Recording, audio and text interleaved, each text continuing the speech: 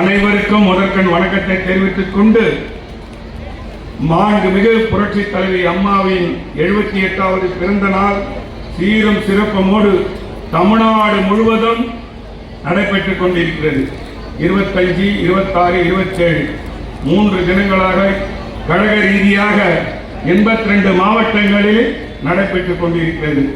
மாண்புமிகு புரட்சி தலைவி அம்மாவுடைய பிறந்த நாள் என்றால் தமிழ்நாட்டில் இருக்க ஏழை எளிய மக்கள், விவசாயிகள், மகளிர்கள், சுய உதவிக்குழுவினர், ஆட்டோ ஓட்டுநர், மீனவர்கள், ரிக்ஷா ஓட்டுநர் அனைவருக்கும் ஏதாவது ஒரு திட்டம் கிடைச்சே ஆகும். இது மாண்புமிகு புரட்சி தலைவி அம்மா உத்தரவிட்டது. அந்த உத்தரவை ஏற்று கழக தொண்டர்கள் எந்த மூலையில் இருந்தாலும் கழகத்தினுடைய நிர்வாகிகள் அனைவரும் ஏழை எளிய மக்களுக்கு ஏதாவது ஒரு வகையில் ஒரு திட்டத்தை வழங்குவார். மாண்புமிகு புரட்சி தலைவி அம்மா அவர்கள் நான் சட்டமன்ற உறுப்பினர்கள் இருக்கும்போது மாண்புமிகு அம்மா புரட்சி தலைவி அம்மாவுடைய பிறந்த நாளை காண நாங்கள் சென்றோம். அனைத்து சட்டமன்ற உறுப்பினர்கள், மாவட்ட செயலர், மந்திரிகள். மாண்புமிகு புரட்சி தலைவி அம்மா அவர்கள் என்ன சொன்னார்கள் என்றால், என்னை பார்ப்பதோ, எனக்கு பரிசு அளிப்பதோ, எனக்கு மாலை அளிப்பதோ எதுவுமே தேவை கிடையாது. ஏழை எளிய மக்களுக்கு ஏதாவது ஒரு வகையில் உணவு, உடை, அவர்களுக்கு தேவைப்பட்டவர்கள், மாற்றுத்திறனாளிகள் போன்றவர்களுக்கு ஏதாவது ஒரு உதவி செய்ய வேண்டும் என்று கழகத்தின் நிர்வாகிகளை கேட்டுக்கொண்டார். அது மேலுக்கு இல்லை, பேச்சுக்கு இல்லை. உண்மையாக அனைத்து இந்திய அண்ணா திமுகவுடைய தொண்டர்கள் அனைவரும் இன்றைக்கு நலத்திட்டங்கள் வழங்குகிறார்கள். இன்றைக்கு பாருங்கள், தைய மிஷன், 3 சக்கரம், உதவிகள் எல்லாம் இன்றைக்கு யாருக்கு? இந்த மேடையில் இருக்கிறவர்களுக்கா, இல்ல இந்த நிகழ்ச்சி ஏற்பாடு செய்கிற லட்சுமிக்கா? ஏழை எளிய மக்களுக்கு புரட்சி தலைவி அம்மாவுடைய பிறந்த நாளை கொண்டாடி கொண்டிருக்கிறார்கள். இது இந்த தொகுதியில் மட்டுமில்லை, தமிழ்நாடு முழுவதும் 234 தொகுதிகளிலும் நடைபெற்றுக் கொண்டிருக்கிறது. இதுதான் அனைத்து இந்திய அண்ணா திராவிட முன்னேற்ற கழகம். இதுதான் அனைத்து இந்திய அண்ணா திமுகவுடைய ஒரு கட்டுக்கோப்பு. இது போன்ற இன்னைக்கு திராவிட முன்னேற்ற கழகமாக இருக்கட்டும், ஏன் அந்த கட்சியினுடைய கூட்டணியில் இருக்க எந்த கட்சியாக இருக்கட்டும், மகளிர்கள் சுதந்திரமாக வந்து இப்படி உட்கார்ந்ததை நீங்கள் எந்த ஒரு மீட்டிங்ல காட்ட முடியுமா? மகளிர் வருவாங்க, பயந்துக்குன்னு வருவாங்க. ஏதாவது சிலுமசம் பண்ணிடுவாங்களா, ஏதாவது கிள்ளிடுவாங்களா, ஏதாவது வேற ஏதாவது செய்வாங்களான்னு. இந்த ஒரு இயக்கத்தில் மட்டும்தான் அவர்களுக்கு பாதுகாப்பு உண்டு. காரணம் என்ன? புரட்சி தலைவி அம்மாவுடைய படம் இருந்தாலே இங்க இருக்கிற தொண்டர்கள் அனைவரும் பாதுகாப்போடு நடந்து கொள்வார்கள். மாண்புமிகு புரட்சி தலைவி அம்மாவுடைய எண்ணமும் சரி, அவர்களுடைய செயலும் சரி, அவர்களுடைய நிர்வாகமும் சரி, இந்தியாவில் எந்த ஒரு இயக்கத்துக்கும் கிடையாத ஒரு அப்படிதான் மாண்புமிகு புரட்சி தலைவி அம்மா அவர்கள் நிர்வாகத்தை செய்து கொண்டிருந்தார்கள். அது எந்த நிர்வாகமாக இருந்தாலும் கட்சியினுடைய கட்டுப்பாட்டுக்கு மீறி யாரும் செய்ய முடியாது. கட்சியிலே அப்படி ஒரு யாரும் எந்த ஒரு பதவியும் வகிக்க முடியாது. மாண்புமிகு புரட்சி தலைவி அம்மாவுடைய கவனத்திற்கு ஏதாவது சென்று விட்டால் கட்சியில் இருக்கும் எந்த பெரிய பதவிகளாக இருந்தும் அகற்றக்கூடிய ஒரு தலைவி மாண்புமிகு புரட்சி தலைவி அம்மா அவர்கள். இன்றைக்கு திராவிட முன்னேற்ற கழகத்தில் யாராவது இன்றைக்கு முதலமைச்சராக இருக்கிறார், இந்த பொம்மை முதலமைச்சர், இன்றைக்கு கையாளாவாத ஒரு திராவிட முன்னேற்ற கழகத்தை ஆட்சியை ஆண்டு கொண்டிருக்கிற முதலமைச்சர், அவங்க கட்சியில எத்தனை பேர் எம்எல்ஏ கிட்னி எடுத்துட்டாருன்னு சொல்றாங்க, பத்திரிகையில வீடியோல தான் வருது. அவங்களுக்கு எந்த நடவடிக்கையும் கிடையாது, எதுவும் கிடையாது. அண்ணா இன்ஸ்டிடியூட் இங்க கோட்டூர்புரத்தில் ஒரு மகளிரும் அவங்க ஃப்ரெண்டும் பேசிக் கொண்டிருக்காங்க. அவங்க இடத்துல தப்பான உறவுகளை வைத்துக் கொண்டு அவங்க மிரட்டுறாங்க. அதுக்கு அவங்க மேல எந்த ஒரு நடவடிக்கை கிடையாது. அவன் சாதாரண அண்ணா திமுக உறுப்பினராக தான் இருந்தான், எங்க கட்சியில் ஒன்றும் முக்கிய பொறுப்பு கிடையாது. அதுக்கு வக்காலத்து வாங்கக்கூடிய இயக்கம் தான் திராவிட முன்னேற்ற கழகம். இதையெல்லாம் எதற்கு சொல்கிறேன் என்றால், நீங்கள் யோசிக்க வேண்டும், நீங்கள் சிந்திக்க வேண்டும். 2021ஆம் ஆண்டு 525 தேர்தல் வாக்குறுதிகளை தந்தார்கள். வாக்குறுதிகளை நிறைவேற்றினார்களா? 10 ஆண்டுகள சட்டமன்ற உறுப்பினராக சோழநல்லூர் சட்டமன்ற உறுப்பினராக இருக்கிறார். இந்த பள்ளிக்கரண பகுதியில் சென்னை மாநகராட்சி 189, 190 2 வட்டங்கள் இருக்கிறது. இதுல 30 ஆண்டுக்கு மேல வசிக்கும் மக்களுக்கு பட்டா வாங்கி தருகிறேன் என்று திராவிட முன்னேற்ற கழகத்தினுடைய தேர்தல் அறிக்கையில் இருந்தது. அதே போல சட்டமன்ற உறுப்பினரும் வாக்குறுதி கொடுத்திருக்கிறார். அதே போல நாடாளுமன்ற உறுப்பினரும் 10 ஆண்டுகளாக இருக்கிறார்கள். அந்த மக்களுக்கு பட்டா வழங்குகிறேன் என்று சொன்னார்கள். வழங்கினார்களா? இந்த பகுதியில் இங்க ஒரு சமுதாய நலக்கூடத்தில் ஒரு பேருக்கு நாங்க 2014ஆம் ஆண்டு மாண்புமிகு புரட்சி தலைவர் அம்மா அவர்கள் இங்க இருக்கிற மக்களுக்கு 7000 பட்டா வழங்கணும். அந்த பட்டாலாம் வழங்கப்பட்டதை கம்ப்யூட்டர் ரேஸ் பண்றதுக்கு 80 கோடியை அம்மா அவர்கள் ஒதுக்கினார்கள். மாண்புமிகு புரட்சி தலைவர் அம்மா அவர்கள் எத்தனையோ திட்டங்களை வகுத்திருக்கிறார்கள். நான் ஒன்று மட்டும் சொல்ல கடமைப்பட்டிருக்கிறேன். காரணம் என்னவென்றால் சட்டமன்ற உறுப்பினர் என்ற முன்னாள் சட்டமன்ற உறுப்பினர் என்ற ஒரு கடமைக்காக நான் உங்ககிட்ட சொல்ல கடமைப்பட்டிருக்கிறேன். ஏழை எளிய மக்கள் இங்க மேற்கு அண்ணா நகர்னு அவர்கள் வாக்களித்து திராவிட முன்னேற்ற கழகத்துக்கு வாக்களித்திருக்கிறாங்க. அதுக்கு நிறைய அண்ணா திமுக வாக்களிக்கிறாங்க. அவங்கள காலி பண்ணணும். அவங்களுக்கு பட்டாவே கொடுக்கல. அவங்களுக்கு எந்த ஒரு அடிப்படை வசதி செய்து தராமல் அவங்கள வஞ்சிக்கப்படுகிறார்கள். இதுதான் இந்த திராவிட முன்னேற்ற கழகம். அதே போல நாகாத்தம்மன் கோயில்ல நகர்ல நாங்களே ஒரு 28 29 பட்டா வழங்கியிருக்கிறோம். அந்த பட்டாவை நானே அமைச்சரிடத்தில் எடுத்து போய் வழங்கி கொடுத்திருக்கிறோம். அது ஈஸியான வேலை தான். மிச்சர்கள் வீட்டுக்கு பட்டா கொடுக்கலாம். அது இன்னும் கொடுக்காம தாமதப்படுத்திருக்கிறாங்க. காரணம் என்னவென்றால் அங்க ஒரு 200 பேர் இருக்கிறாங்க, 100 பேர் இருக்கிறாங்க. அண்ணா திமுக ஆட்சி காலத்தில் அவங்களுக்கு ஒரு 20 பட்டா கொடுத்திருக்கிறோம். மீதி பட்டா கொடுக்க கூடாது, அவங்களாம் அண்ணா திமுக ஆளு. அப்படிலாம் ஒன்றும் கிடையாது. அவங்க திராவிட முன்னேற்ற கழகத்துக்கும் வாக்களித்திருப்பார்கள், வேற இயக்கத்துக்கும் வாக்களித்திருப்பார்கள். அங்க நாங்க கொடுத்தோம் என்று மீதி பட்டா கொடுக்காம இருக்கிறாங்க. அதே போல மாப்போசி நகர் அவங்களுக்கும் பட்டா வழங்கவில்லை. காமாட்சி நகர் அவங்க எல்லாம் திராவிட முன்னேற்ற கழகத்துக்கு தான் வாக்களிப்பாங்க. நான் ஓப்பனாவே சொல்றேன், வாக்களிப்பாங்க. நான் வாக்கை பற்றியே பேசவில்லை. அவங்களுக்கு பட்டா வழங்க முடியாம அவங்களை மிரட்டி கொண்டு இருக்கிறாங்க. காலி பண்ணிடுவேன், எங்களுக்கு வாக்களிக்கலன்னா மிரட்டிடுவேன்னு சொல்றாங்க. இதெல்லாம் எந்த காலத்தில் இருக்குது சொல்லுங்க பார்க்கலாம். அதே போல காகிதம் மில்லர் நகர், அண்ணா எம்ஜிஆர் நகர், டாக்டர் அம்பேத்கர் தெரு, வாசுகி தெரு, அதே போல கம்பர் தெரு, தேவன் நகர்னு இது போன்ற பல்வேறு நகர்களை வசிக்கிறாங்க. வேப்பம்பட்டின்னு ஒரு இருக்குது, காகிதம் மில்லத்து போல இருக்கிற மக்கள்லாம் வசிக்கிறாங்க. அவங்களுக்கெல்லாம் பட்டா வழங்குறேன் என்று பொய் சொல்லி ஏழை எளிய மக்களை ஆசை தூண்டி நீங்கள் சட்டமன்ற உறுப்பினர் ஆகிட்டு அவங்களுக்கெல்லாம் பட்டா வழங்கலை. அது மட்டும் இல்லாமல் ஜலடமட்டையில் எவ்வளோ மக்கள் வசிக்கிறாங்க. சோழங்கிநல்லூர் தொகுதி முழுவதும் நீங்கள் தமிழ்நாடு முழுவதும் பட்டா வழங்குறேன்ட்டு அரசாங்க ஆணை பிறப்பிச்சிருக்கிறீங்க. அந்த அரசாங்க ஆணை பிறப்பித்தது வருஷத்துக்கு 2 லட்சம் பட்டா வழங்குறேன்னு சொல்லியிருக்கிறீங்க. 2 லட்சம் பட்டானா 5 வருஷத்துக்கு 10 லட்சம் பட்டா கொடுத்துருக்கணும். இல்லை குறைஞ்சது 5 லட்சம் பட்டானா கொடுத்துருக்கணும். இந்த மக்களுக்கு எந்த ஒரு பட்டாவும் கொடுக்காமல் நீங்க திருப்பி வாக்கு கேட்க வருகிறீர்கள். உங்களுக்கு தக்க பாடம் இந்த மக்கள் உங்களுக்கு புகுத்துவாங்க என்று இந்த கூட்டத்தின் வாயிலாக உங்களுக்கு எல்லாருக்கும் சொல்றேன். அது மட்டும் இல்லாமல் மழைநீர் கால்வா சரியாவே கட்டி கொடுக்கல. மழைநீர் கால்வா கட்டின கால்வா வழியே இந்த ஏரியாவில் தண்ணி வந்துடுது.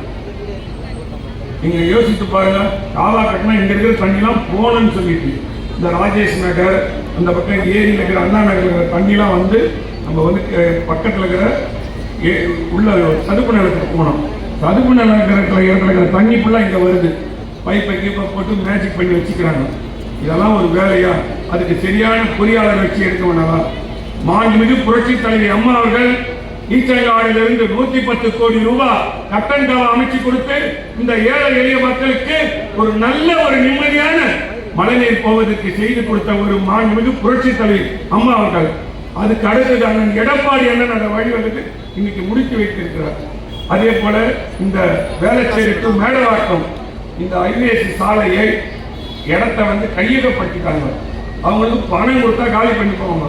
இந்த சாலையை எத்தனை பேர் போறாங்க, எவ்வளவு வாகனங்கள் போய் கொண்டு இருக்கிறது, அவ்வளவு வாகனத்துக்கு எவ்வளவு இடையூறாக இருக்கிறது. அதை எடுக்க வேண்டிய சூழல். அவங்களும் இடத்தை கொடுத்துட்டாங்க, பணத்தை கொடுத்தா போயிட்டு போறாங்க. ஏன் இதெல்லாம் கண்டு கொள்ளாம இருக்கிறார்? இங்க சட்டமன்ற உறுப்பினருக்கு தெரியாதா? நாடாளுமன்ற உறுப்பினருக்கு தெரியாதா? இங்க இருக்கிற அமைச்சருக்கு தெரியாதா? இங்க இருக்கிற மேயருக்கு தெரியாதா? இங்க இருக்கிற மாநகராட்சி உறுப்பினருக்கு தெரியாதா? அத்தனை பதவிகளை வகித்துக் கொண்டு நீங்கள் பணம் சம்பாதித்துக் கொண்டிருக்கிறீர்கள். இன்னைக்கு மக்கள் எவ்வளவு வேதனைப்பட்டுக் கொண்டு இருக்கிறார்கள். நாங்கள் கூட இன்னைக்கு கூட்டம் போடுறோம். எப்படி லேடிஸுங்களை உட்கார வச்சு ஒரு கட்டமைப்பு வச்சு வண்டி வாகனம் போட்டு வருது. எங்களுக்கு எந்த ஒரு இடையூறும் இல்லாமல் பாதுகாக்கிறது நாங்கள் அதிமுக நாங்களே ஒரு வழி வகுத்துக் கொள்கிறோம். இதுதான் அதிமுகவுடைய கழக நிகழ்ச்சியாக இருந்தாலும் சரி, அரசாங்க நிகழ்ச்சியாக இருந்தாலும் சரி, அரசாங்கத்திற்கு உட்பட்ட நிர்வாகத்துக்கு உட்பட்ட இருந்தாலும் அதை நாங்கள் கட்டுக்கோப்பாக ஏழை எளிய மக்கள் செய்கிறோம். நீங்கள் எதையும் செய்யவில்லை. அதே போல சாலை வசதி மாண்புமிகு புரட்சித் தலைவர் அம்மா அவர்கள் 2011ஆம் ஆண்டு முதலமைச்சராக வந்ததும் இது பள்ளிக்கரணை பேரூராட்சியாக இருந்தது.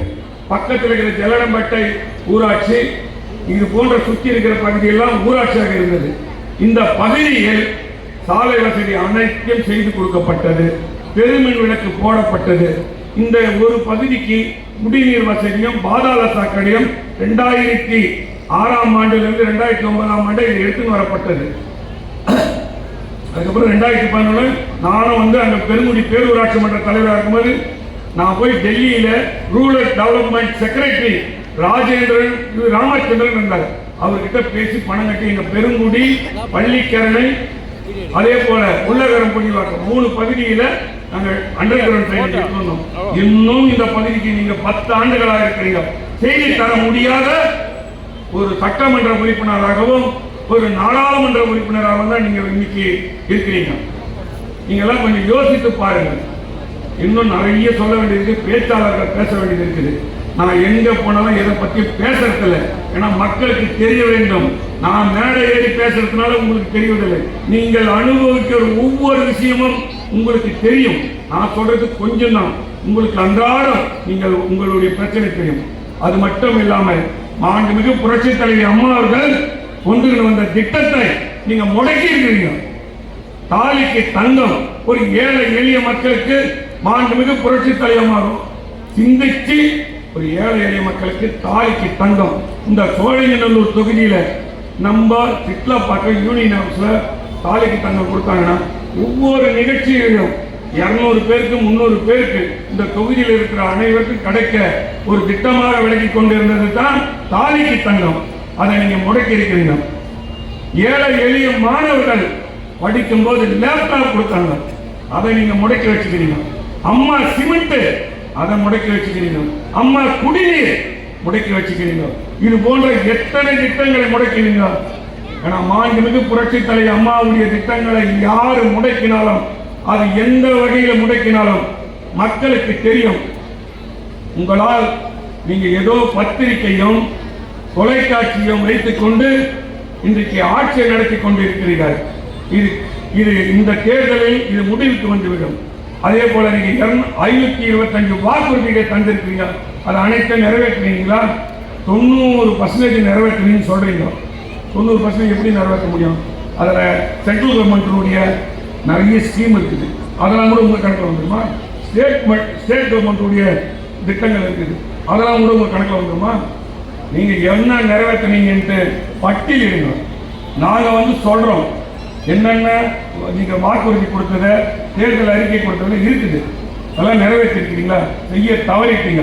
அதே போல விலைவாசி உயர்வு, இன்னைக்கு பால் விலை உயர்ந்திருக்குது, அரிசி விலை உயர்ந்திருக்குது, பருப்பு விலை உயர்ந்திருக்குது, எண்ணெய் விலை உயர்ந்திருக்குது. இது போன்ற எண்ணற்ற பொருட்கள் விலை உயர்ந்திருக்குது. இதையெல்லாம் காரணம் யாரு? நீங்கள் தான்.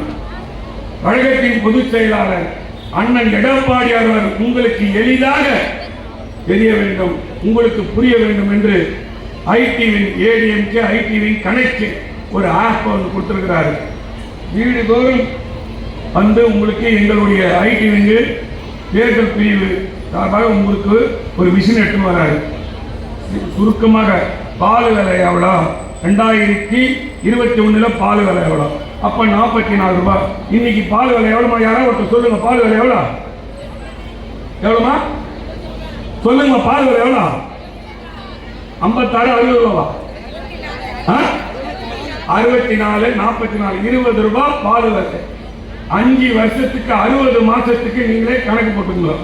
அரிசி விலை நீங்க 25 கிலோ யூஸ் பண்ணீங்க, கணக்கு போட்டுங்க. ஒரு மாசத்துக்கு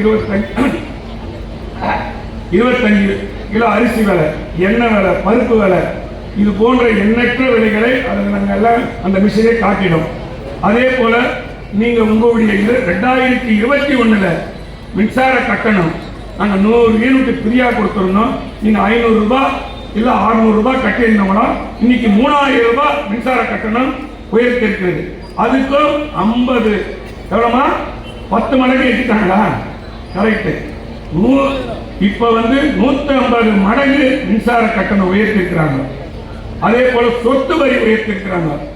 இதையெல்லாம் கால்குலேஷன் பண்ணி நீங்க ஒரு மாசத்துக்கு எவ்வளவு முன்னெல்லாம் குடும்பம் நடத்துறதுக்கு ஒரு ஏழை எளிய மக்கள் குடும்பம் நடத்துறதுக்கு முன்னெல்லாம் 20,000 ரூபாய் குறைஞ்சதுன்னா 10,000 to 15,000 ரூபாய் இருந்தா போதும். இப்ப 60,000 50,000 தேவைப்படுது. அப்புறம் தாலிக்கு தங்கடிக்க வாங்கவே கிடையாது, லேப்டாப் வாங்கவே கிடையாது, அப்புறம் மினி ஸ்கூட்டர் அதுவும் வாங்கினதில்லை. இதையெல்லாம் கால்குலேஷன் பண்ணா ஒரு ஏழை எளிய மக்களுக்கு 15 லட்சம் ரூபாய் இழப்பீடு வந்திருக்குது. நீங்க உங்களுக்கு பில்லுல காட்டுது. அப்ப 60 மாசத்துல 15 லட்சம் ரூபாய் இழப்பீடு வந்தா இந்த 1000 ரூபாய் கொடுத்துட்டு 15 லட்சம் ரூபாய் இழுத்துன்னு போறது தான். இது இந்த ஏழை எளிய மக்களை ஏமாற்று வழியை கடைபிடிக்கும் இந்த திராவிட முன்னேற்ற கழகத்தின் அரசாங்கத்தை நீங்க அகற்ற வேண்டும். இந்த கையாளாத ஸ்டாலின் அரசை அகற்ற வேண்டும். அதே போல இந்த சட்டமன்றத்தை நீங்க தகுந்த பாடம் புகட்ட வேண்டும். அது மட்டும் இல்லாமல் மதுக்கடை ஒழிப்பேன்னு சொன்னாங்க. எங்கன்னா ஒரு மதுக்கடை ஒழிச்சிருக்கிறாங்களா? கிடையவே கிடையாது. மதுக்கடையே ஒழிக்கல. யோசித்து பாருங்க. அது மட்டும் இல்லாம இன்னும் நிறைய பேச வேண்டியது. நான் ஒரே ஒரு சுருக்கமா முடிச்சுட்டு விட்டுறேன். எங்கள் கழகத்தின் பொதுச் செயலாளர் நாளைய முதலமைச்சர் அண்ணன் எடப்பாடியார் அவர்கள் தேர்தல் வாக்குறுதி தந்திருக்கிறார். ஏழை எளிய மக்களுக்கு 2,10,00,000 உறுப்பினர் அட்டை வைத்திருக்கிறவருக்கு 2,000 ரூபாய் கொடுக்கிறேன்னு சொல்லுகிறார். வந்ததுமே 2,000 ரூபாய் கொடுப்பாங்க. காரணம் என்னவென்றால் நான் சொல்ற சட்டமன்ற உறுப்பினராக இருக்கும் போது 2,06,00,000 உறுப்பினர் கார்டு, இங்க 1,30,000 ரேஷன் கார்டு சோழிங்கநல்லூர் தொகுதியில் இருந்தது. மிக்சி கிரைண்டர் ஃபேன் தருகிறேன் என்று அம்மா சொன்னாங்க. சொன்னதை நாங்களாம் கொஞ்சம் அதிர்ச்சி ஆயிட்டோம். ஒரு வீட்டுக்கு ஒரு பொருள் கொடுக்கறதே கஷ்டம், 3 பொருள் எப்படி கொடுக்க முடியும்? சொன்ன 3 மாசத்துல முதலமைச்சர் ஆனாங்க. திருவருக்காடுல வைத்து மிக்சி கிரைண்டர் ஃபேன் கொடுத்த தலைவி புரட்சி தலைவி அம்மா. ஏக்கம் அனைத்து இந்திய அண்ணா திமுக வாக்களித்தது இரட்டை இலைக்கு. இதுதான் அண்ணா திமுகவுடைய நிர்வாகம். கடைசி தொண்டர்களுக்கு கூட போய் அந்த ஏழை எளிய மக்களுக்கு கிடைப்பதற்கு வழிவகுக்கக்கூடிய ஒரு தலைவி புரட்சி தலைவி அம்மா அவர்கள். இதுதான். அதுபோல அண்ணன் எடப்பாடி அண்ணன் தேர்தல் வாக்குறுதி கொடுத்துக்கிறார் 2,000 ரூபாய் தரேன்னு சொல்லி. அதே போல ஆண்களுக்கு பஸ்ல ஃப்ரீ சொல்லிக்கிறாரு, கடன் தள்ளுபடி சொல்லிக்கிறாரு. இப்ப இந்த திராவிட முன்னேற்ற கழகத்தினுடைய ஆட்சியில உங்களுக்கு ஏகப்பட்ட கஷ்டங்கள், விலைவாசி உயர்வு. உங்களுக்கு அதிமுக ஆட்சி ரெட்டைக்கு நீங்க வாக்களித்து சோழிங்கநல்லூர் சட்டமன்ற உறுப்பினர் நீங்க தேர்ந்தெடுக்கப்பட்டால், அண்ணன் எடப்பாடி என முதலமைச்சராக வந்தால், நீங்கள் உங்களுடைய கஷ்டத்தை நினைத்து உங்க கஷ்டத்தை போக்குறதுக்கு 10,000 ரூபாய் தரேன்னு சொல்லியிருக்கிறார். வந்தாலும் 10,000 ரூபாய் உங்களுக்கு எல்லாருக்கும் கொடுப்பாரு. நீங்க யோசித்து பாருங்கள். நீங்க நான் சொந்தக்காரா இல்ல நாங்க சொன்ன ஏழை எளிய மக்களுடைய உணர்வை புரிந்து கொண்டவர் தான் அண்ணன் எடப்பாடியார் அவர்கள். 4 வருஷம் 2 மாசம் கொரோனா கால வறட்சி ஆர்ப்பாட்டங்கள் எல்லாம் இருந்ததும் அதிமுகவுடைய ஆட்சி நல்ல நிர்வாகத்துக்கு உட்பட்டு ஏழை எளிய மக்களுக்கு நல்ல திட்டங்களை கொடுத்தவர் தான் அண்ணன் எடப்பாடியார் அவர்கள். இது யாராவது மறுக்க முடியுமா? அதுபோல எத்தனையோ திட்டங்களை அவர் சொல்லி இருக்கிறாரு. அதை எல்லாம் கொடுப்பாரு. அதே போல மின்சார கட்டணம் ஒரு கட்டுப்பாடு இல்லாம ஏற்றிட்டு போறாங்க. இன்னும் பல்வேறு பிரச்சனைகள் இருக்கிறது. இதையெல்லாம் வந்திருக்கிற தலைமை கழக பேச்சாளர் பேசுவார்கள். நீங்க அமைதியா இருக்கணும், ஒருத்தர் கூட கலையக்கூடாது. உங்களுக்கு இந்த கூட்டத்துக்கு வந்த அனைவருக்கும் சேலை, அதே போல உங்களுக்கு தைய மிஷினு, 3 சக்கர வண்டி எல்லாம் கொடுக்கும். யாரும் போவனா இல்லைன்னா கூட சரி, உங்களுக்கு அனைவருக்கும் வீடு தேடி எடுத்து கொடுக்க இயக்கம் அனைத்து இந்திய அண்ணா திமுகவுடைய இயக்கம். அது உங்க மூஞ்சில பார்த்தாலே தெரியும். நம்ம வீட்டுக்கு போய் கூட்டம் முடிஞ்சுதான் அது வீட்டில் இருந்து கொடுத்துருவாங்கன்னு தெரியும். அதுதான் அதிமுகவுடைய இயக்கம். அது மட்டும் இல்லாமல் கடைசியில் ஒரே வார்த்தை சொல்லுகிறேன், உங்களுக்கு பட்டாவா இருக்கட்டும், இன்னும் பல்வேறு பிரச்சனைகளாக இருக்கட்டும், நீங்க இரட்டைக்கு வாக்களிக்க சோழகிநல்லூர் சட்டமன்றத்தில் யாரை வேட்பாளராக நிறுத்தினாலும் நீங்க அதிக வாக்கு பெற்று தர வேண்டும். இந்த பகுதியை உண்மையாக என்னுடைய நேரடி பார்வையில் எடுத்து உங்களுடைய பிரச்சனைகள் எதுவாக இருந்தாலும் தீர்த்துக் கொடுப்பேன் என்று சொல்லி இந்த கூட்டத்தை இவ்வளவு சிறப்பாக ஏற்பாடு செய்த பள்ளிக்கரணை பகுதி கழக செயலாளர் ஜே லட்சுமிக்கும் அவருடன் இணைந்து பணியாற்றிய குமார், நம்ம ராம்சேகர், பிரகாஷ் போன்ற வட்டக்கழக செயலாளர் எல்லோருக்கும் நான் இந்த நேரத்தில் பாராட்டும் நன்றியும் தெரிவித்துக் கொண்டு உங்கள் அனைவருக்கும் இந்த கூட்டத்தின் வாயிலாக நீங்கள் மறந்துடக்கூடாது, இரட்டைகளுக்கு வாக்களிங்கள், இரட்டைகளுக்கு வாக்களிங்கள் என்று சொல்லி வாய்ப்புக்கு நன்றி சொல்லி விடைபெறுகிறேன். நன்றி, வணக்கம். அடுத்ததாக மாணவ மணிகளுக்கு விலையில்லாமல் மடிகரணி வழங்கிய மகத்தான தலைவி புரட்சி தலைவி அம்மா